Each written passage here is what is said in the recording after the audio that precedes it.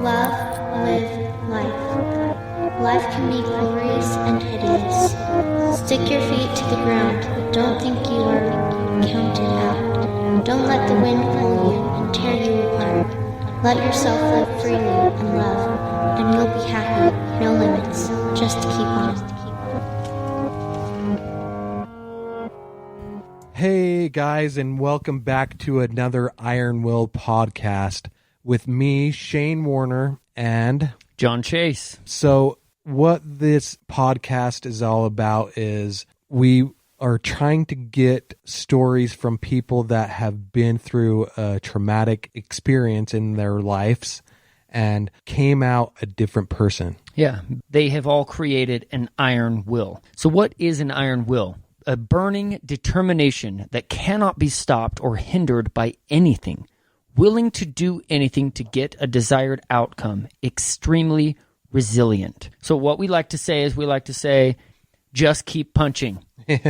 Yeah. So sit back and relax, and we're going to start the show. And so are you ready to go? Yeah, absolutely. Okay.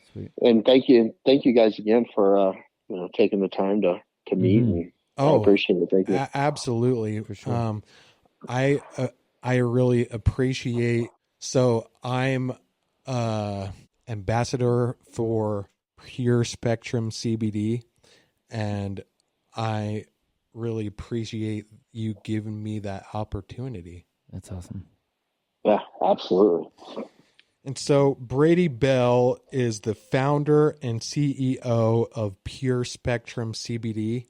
And we're just going to talk to him about his life and the lessons he's learned and that kind of thing. So if you can just introduce yourself, Brady, and we'll go from there. Yeah. Again, thank you guys for having me. I'm living in Evergreen, Colorado, and as you said, I'm the CEO and founder and janitor and kind of everything else at Pure Spectrum. And yeah, we've been in operation since late 2015, and cool. Seen a lot of trials and tribulations, but it's been a fun ride. So I want to talk to you about how you got started in the marijuana game. Do you want the legal version or the really pioneer version? We want real raw. Yeah. Well, I found cannabis. I was an athlete, and so I wasn't into drinking. I wasn't into partying or anything. I was very focused, and I grew up with a form of like tics. It's a form of Tourette's. It's called tic syndrome. And so, I always had these little shakes and stuff. And make a long story short, the guys on my team one day talked me into smoking, and I noticed that I wasn't having those tics. That's, yeah. Right. And so that was like kind of my first introduction of, hey, if this can make me feel this way and feel more socially normal, right. I got over my social discomforts with that. And were you like an introvert or growing up? I mean, no, I was an extrovert, but I was just really comfortable with my awkwardness, I guess. Oh yeah, sure. Yeah. But anyway, so I got into when I was in college and I quit playing sports. I decided to maybe do some things that questioned the legal system, and I was a part of a pretty big cannabis ring and got in trouble. And, oh man! I learned my lesson, and thankfully I'd never been in trouble in my life before. And yeah, I was looking at 4 years in prison. They gave me a couple of months of jail just to show me what could have happened. And sure. And I just said, one day if this ever became legal, and I was going to go after it. And so that was my first start. Well, it's interesting that it helped you out so much that you wanted to pursue it after it was legal. And so did you grow up in Colorado or? No, I grew up in a small town in southwest Kansas. Okay. Ulysses, Kansas is where I grew up. And then you moved to Colorado after it was legal there, or what? No, so I was really big into real estate. I was on Okay. the financing side, and then also flipping properties with a couple friends. And when the real estate crash happened, it was just hard to be employed. I had lost Sure. everything, thinking life was going to be like that forever. So definitely didn't plan properly. So when life kicked me in the ass, it was like, okay, well, I went and got a corporate job to make ends meet. But I went out to Colorado to visit a friend. And while I was out, there was an individual at the house that I was out with my friends, and he happened to be the head grower for a dispensary. Oh. And I was like, man, I was like, man, I'll pay you whatever you want. Like, I have Mhm. to see this. Yeah. And so he took me to it. And I say the same story every time. It's like, as soon as those doors opened, it was like the angels were singing, like, Yeah. you found your niche. And I ended up using my job to transfer me out to Denver. And I was working in the corporate world, soliciting my resume around, and Mhm. nobody would hire me. I would show up in a suit and tie, and I didn't care at that time. I was like, I'll trim, I'll run things, but when you show up in a suit, when this thing was just coming from the illegal market to the legal Mhm. They market, didn't take you serious, or what? yeah, I don't think they looked at me too seriously. And so I Oh, yeah. literally, my first job was I started trimming cannabis for $10 an hour. So I Huh. left a six-figure job So to. you've done Mhm. it all. I started at the bottom. Yeah. That was my entry point and my humble point, but Mhm. figured might as well learn it all. Even though I knew the distribution, there was so much more Mhm. that I would have never learned if I wouldn't have humbled myself and taken that approach. Sure. Hey, it's okay to start there. I have family members that still trim. I mean, that's what they do in Oregon. I Well, still have siblings that's what they do, and it works for them. So. what was awesome about that is when I was trimming, we were back in the grow. Mhm. And the company that I was working with, they weren't able to sell to consumers yet, but Right. they could grow it. They're waiting on their licensing, Mhm. and so I would watch them grow, and I was able to see the flower room, and see Mhm. see the Yeah. bedroom, and how Cool. they were drying. But all these people that were trimming were stealing. Like, I'm talking like sometimes Oh, five, man. 10, 15 pounds are going out a day, Yeah. Yeah. but the owners aren't noticing. So what I did is Yep. I was like, okay, if this was my dispensary, what would I do from everything? Because I worked back there almost 4 months. Uh-huh. So I was like, why aren't they weighing the waste or why aren't Yeah. they weighing the plant when it's first cut? And, Huh. Yep. Yeah. walk through the whole process. And I turned it over to the owners, and that's actually the seed to sell system that's in place in the state of Colorado. So it was Okay. like, while I was back there, trimming, it was fun trimming, but I was able to learn the logistics of the back end, or That's good. Yeah. how to have proper SOPs on the back end. So Yeah. Right. Right. yeah, and that was my opening. Oh, okay. Okay.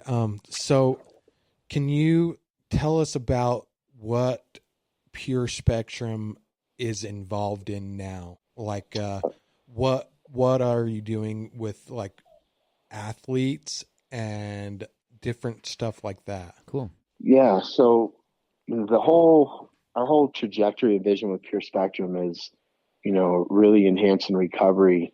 Mhm. Not just from an athletic perspective, but it's proven cannabinoids can be effective, from PTSD to anxieties and all sorts of different Mhm.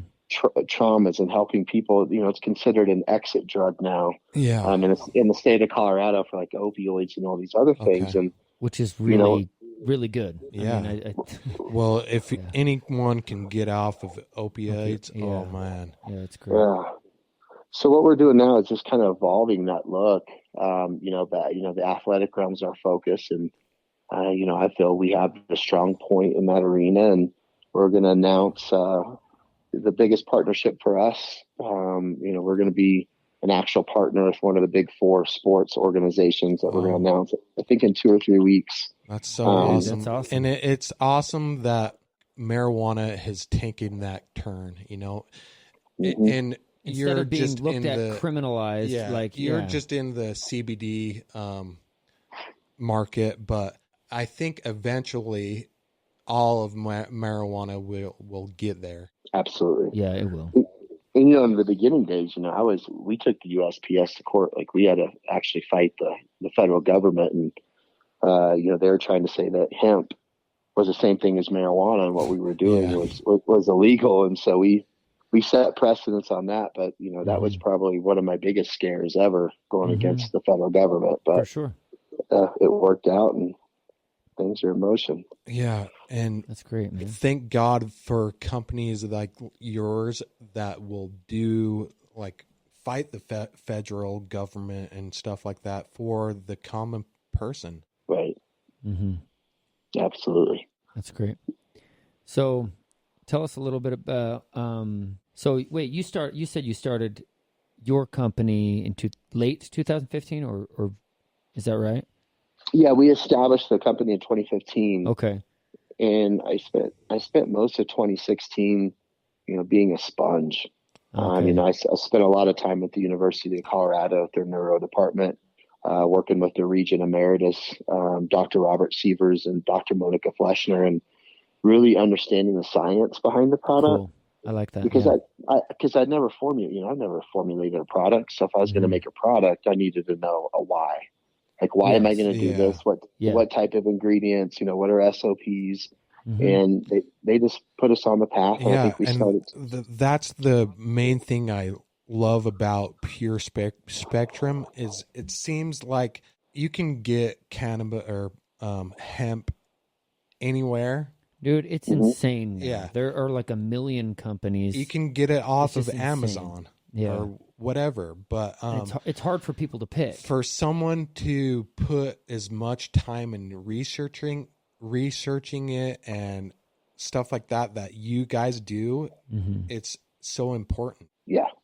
I mean, we're playing with, people's livelihoods. Yeah. And, when we first went after the sports realm, it was awesome. You're dealing with, I'm a former athlete, and I'm helping those individuals. And all of a sudden you're like, well, if my SOPs are ever off and my product is spiked and has too much THC, like we're affecting these guys' livelihood. Yeah. And so right. put a bigger responsibility to get our SOPs so tight that, we were never going to have to put anybody in jeopardy. And it's sure, like you guys said, don't cut corners and do it right.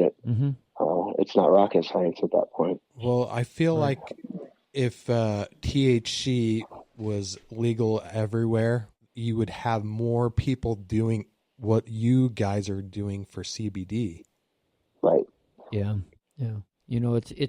It's a cool thing. Yeah. What you're doing. I think that, making sure that you have a quality product is huge for me because, always you'll see this with anything that starts to get a lot of traction and everything with any type of product. Right. And, there's always at least 100 different companies a year later that all have a product. And you have to be able to distinguish what is a quality product and what has been diluted or just totally manipulated. You may have it might not even be the actual product anymore. And so what do you tell people when like if I was to choose yours over a different company, what would you tell me? What would you say? How does why? Why is yours better, or what sets it apart? That kind of a thing. The thing that and first of all, I would say there's close to 3,000 companies, maybe less now after this year, but we'll say that 100 do it really correct. And the one thing that I say that's good for us is we have complete tracking and complete transparency in our testing. SOPs are so rigorous, from the soil testing that we do before we plant, the genetic profiles that we use. We've been doing a stability program for almost 5 years now. And so we understand the genetics, and there are just so many testing protocols to ensure all the way through, with all of our certifications from being GMP, ISO certified. We're working on being fully USDA organic, but awesome. You can source every product back to the field that it was grown at through our entire testing SOP. And so what's on the label is in the product. And, we'll never say that we have the best product, but we have very reliable, stable product that has been effective. And, I feel that's what kind of separates us from